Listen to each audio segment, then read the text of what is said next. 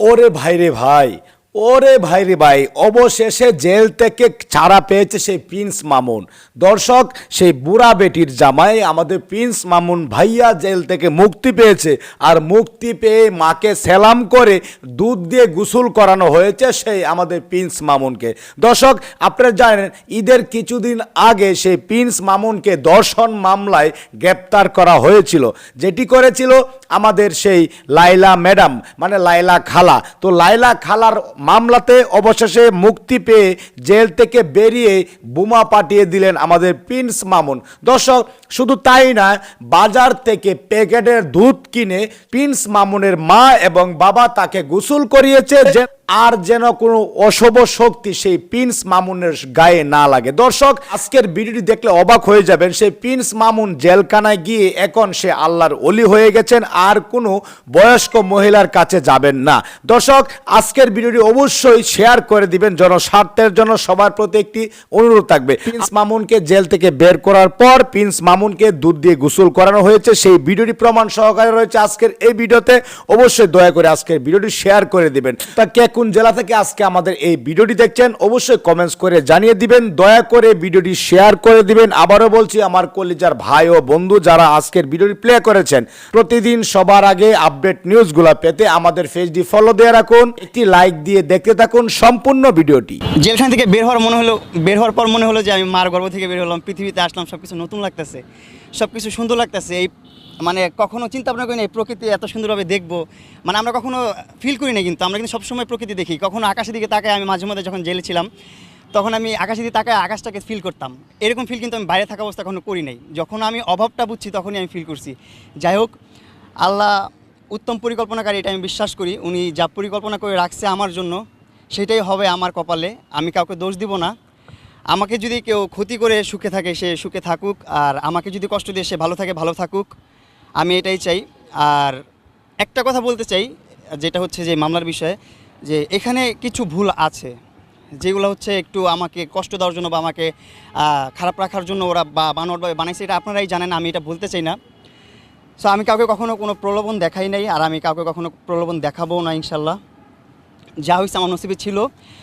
তো একটা জায়গা থেকে বেরোইছি, আমার এখন হচ্ছে যে আমার আব্বু হচ্ছে দুধ নিয়ে আসছে, আমাকে দুধ দিয়ে গোসল করাবে।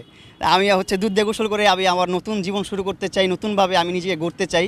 আমি আপনাদের দোয়া চাই, আপনাদের কাছ থেকে দোয়া ছাড়া আমার কিছু চাওয়ার নাই। আমি আপনাদের কাছে ধন সম্পদ কিছু চাই না, শুধু দোয়াই চাই। আর আমার বাবা মার দোয়া তো আমার সাথে আছি, আপনারা আমার দোয়া করবেন। একটু জানতে চাই ভাইয়া, জি, জেলে কাটানো সেই মুহূর্তগুলো, জি, আমরা প্রতিনিয়ত তো জেলে আসছি, যে জেলে একটা মানে যারা থাকেন তাদের সেই মুহূর্তগুলো খুবই কষ্টের কাটে, মানে আপনার আসলে ওখানে কষ্টের ওইটাই বললাম যে মায়ের গর্ভে ছিলাম, এরকম ফিল হয়েছে যে বাইরের কোনো আলো বাতাস, বাইরের কোনো চিন্তা ভাবনা এরকম ছিল না। কিন্তু ভিতরের যে ডিসিপ্লিনটা আপনারা বাইরে থেকে যেটা অনুভব করেন ফিল করেন, ভিতরে কিন্তু ওইরকম না। ভিতরে কিন্তু একদম ইজি, ভিতরে সব কিছু আছে, আপনি সব কিছু করতে পারবেন, ভিতরে সব লিগেল করতে পারবেন, ইলিগেল কোনো কিছু করতে পারবেন না। আপনার এখানে ভালোভাবে চলতে পারবেন, ভালোভাবে থাকতে পারবেন। আপনি ওইখানে জিম আছে, শিক্ষালয় আছে, আপনার বিদ্যালয় আছে, তারপর আপনার আরও রেস্টুরেন্ট, ক্যান্টিন সব কিছু আছে, এভরিথিং ওইখানে আছে, সব কিছু পাবেন, সেলুন আছে, সব কিছু আছে, সব ধরনের সুযোগ সুবিধা ওইখানে আছে, আপনারা পাবেন। খাওয়া দাওয়ার ব্যাপার, ঈদের দিন আলহামদুলিল্লাহ আম্মা বলছিল যে আপনার মানে বাইরেও আপনি খাওয়া দাওয়া কম করেন, কিন্তু ওখানে যে আপনি খাওয়া দাওয়া করতে পেরেছেন কিনা, মানে এই ব্যাপারটা আসলে খাওয়া দাওয়া হচ্ছে যে একটা সরকারি খাবার, তো সবার জন্য একটা খাবার বরাদ্দ থাকে, খাবারটা অবশ্যই মানসম্মত ভালো। তো আমি একটু খাবার নিয়ে নখরা করি, এইটাই আমার দিক থেকে প্রবলেম, কিন্তু খাবার দিক থেকে কোনো প্রবলেম না। খাবার খুবই ভালো ছিল, অ্যান্ড আলহামদুলিল্লাহ ভালো আছি, আমি ভালো ছিলাম। আর এইবারের ঈদটা আমার জীবনের স্পেশাল ঈদ ছিল, কারণ এখন আমার বয়স 20 হলো, 20 আমি 2004। তো যাই হোক, এই প্রথম ঈদ যেটা আমি জেলখানায় কাটালাম, আর এত স্পেশাল ছিল যেটা আমি বলে প্রকাশ করতে পারবো না। জেলা সাহেব, তারপর সুপার সাহেব যারা ছিলেন অফিসাররা, তারা খুবই আন্তরিক মানুষ, অ্যান্ড যারা ওইখানে আইনগত মানুষ সবাই খুবই আন্তরিক মানুষ, খুবই সাপোর্ট করছে আমাকে, খুবই উৎসাহিত করছে আমাকে। অ্যান্ড ওইখানে মনোচর্চার অনেক ভাইরা ছিল, রকি ভাই ছিল, ওনারা আমাকে খুব সাপোর্ট করছে। ঈদের দিনে আমি একটা ডান্স প্রোগ্রাম করছি, আপনারা হয়তো বা দেখছেন কিনা জানি না, ভাইরাল হয়েছে মনে হয়, জানি না আমি। সো ওইখানে আমি আমার অনেক ফ্যান ফলোয়ার, অনেক ভক্তবৃন্দ ছিল। আমি যখন প্রথম দিন জেলখানায় এন্ট্রি নিছি, নেওয়ার পর অনেক ভক্তবৃন্দ ভরে গেছে, অনেক মানুষ, সব মানে আমার কারাগারের সামনে মানুষ ভরে গেছে। সবাই এত জ্যাম কেন, এত মানুষ কেন? সবাই যারা না চিনে, যারা অনেক দিন যাবত, দীর্ঘদিন যাবত কারাগারে আছে, জেল খাটতেছে, তারা তো আর বাইরের ভার্চুয়াল জগৎটা জানে না। যেমন আমি 20 দিন যাবত কী হয়েছে ভার্চুয়াল জগতে, বাইরে কী হইতেছে এটা আমি বলতে পারি না। মানে 20 দিন আমি মায়ের গর্ভে ছিলাম, অন্ধ ছিলাম একদম, এক কথায়। তো ওই রকমই অনেকে অনেক কিছু জানে না। তো তারা দেখে বলতেছে মামুনকে, তাদের দেখে তারাও আমার ভক্ত হয়ে গেছে, তারাও আমার ভালোবাসা শুরু করলো। প্রথম তো ভক্ত ছিল না, তো ঈদের দিন যখন আমি পারফরমেন্স করলাম, ডান্স করলাম, আমার প্রতিভাটা আমি তুলে ধরলাম যে আমি কিছু পারি, দেখাইলাম, তখন যারা আমাকে না চিনতো, শুধু নাম জানতো, তারাও এখন আমার ফ্যান ওইখানে, তারাও আমাকে ভালোবাসে। অ্যান্ড সবাই আমাকে অনেক আদরে রাখছে, আমি অনেক ভালো ছিলাম। অ্যান্ড জেলখানা আমি মনে করি শাস্তির জায়গা না, এটা একটা পরিবর্তনের জায়গা। ওইখানে যে আপনারা পরিবর্তন হতে পারবেন, নিজেকে শুধরাতে পারবেন, এটা একটা জায়গা। যাই হোক, ইনশাল্লাহ আমি চেষ্টা করব। আমি ছোট মানুষ, আমি আমার বয়স 13 থেকে আমার সংসারটা চালাই আমি। আমার বাবা, আমার মা সবাই আছে, ওনাদেরকে আমি ইচ্ছা করে আমি ব্যবসা করতে দিই না। আমার বাবা কিন্তু ব্যবসার প্রতি অনেক মানে ফ্যাসিনেশন, ওনারা ব্যবসা করতেই মন চায়, টাকা লস হোক যাই হোক, উনি মাগনা যে মাল দিয়ে আসে, তারপরও ব্যবসা করতে চায়, তারপর আমি দেই না, কারণ হচ্ছে ওনাদের অনেক বয়স হয়েছে। তা আমি চিন্তা করছি আমার ফ্যামিলি আমি চালাবো। আমি বয়স 13 থেকে আমি আমার সংসারটা চালাই, আজকে 7 বছর আমি সংসারটা আমি রান করতেছি।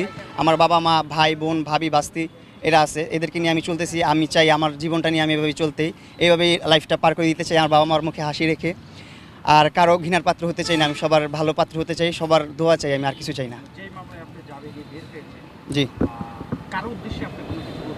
না আমি কারো উদ্দেশ্যে কিছু বলতে চাই না, আমি কাউকে বদনামও করতে চাই না, কারো দোষও দিতে চাই না। এটা আমার নসিবে ছিল, আল্লাহ তাআলা আমার কপালে রাখছে। আপনারা শুনলে অবাক হবেন, ওইখানে তো অনেকের কাজ কাম নাই, কিছু করতে পারে না কেউ। আমি তো ওইখানে আজেরই ছিলাম, 5 ওয়াক্ত নামাজের মনে করেন নামাজি ছিলাম।